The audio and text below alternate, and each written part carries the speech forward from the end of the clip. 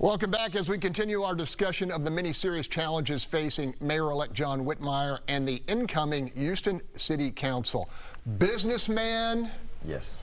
I guess, concerned citizen. What do you think needs to be a priority?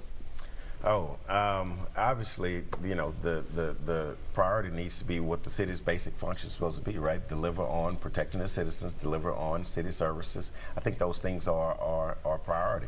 I think the budget, which was not part of anybody's campaign, the fiscal affairs of the city of Houston, we talked about it, but it wasn't part of anybody's campaign commercials and things of that nature. That's top priority, going out and figuring out how we're going to solve our fiscal problem. And I think personally, I think that Houstonians will find out that once we clean up the whatever corruption there is, once we handle all the misspending, I think we'll still find that we don't have enough money. Mm-hmm. I think we'll still find that. But you got to do that first, right? You got to do that first, and then I think it's going to take a little courage to tell Houstonians that, hey, we may have to find another way to raise money to make our city the best it can possibly be. All right, Holly Hansen happens to be the only reporter I know who has more governmental agencies to cover than I do.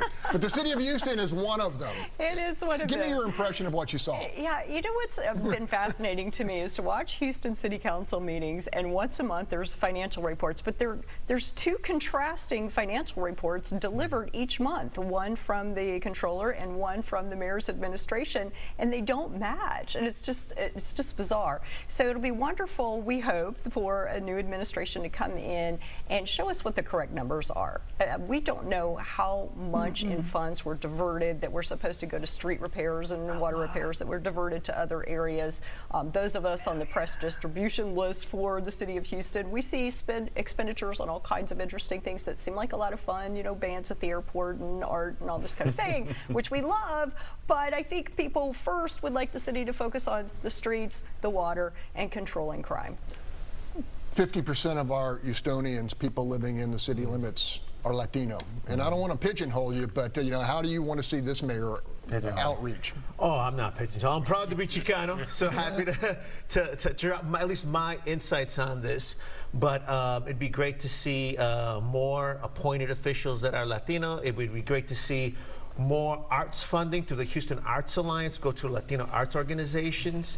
And at the same time, every Houston City Council district is Latino. Like the lowest representation according to the census is City Council G, which is about 20% Latino. So that means in the least representative district, 1 in 5 residents is Latino. So I hope that there's a honeymoon phase, right? So let's jump in the honeymoon phase and make sure that everything is nice and clean and smooth. And let's hope all Houstonians benefit, especialmente la gente latina que habla español e inglés. Show up at the ballot box. Express your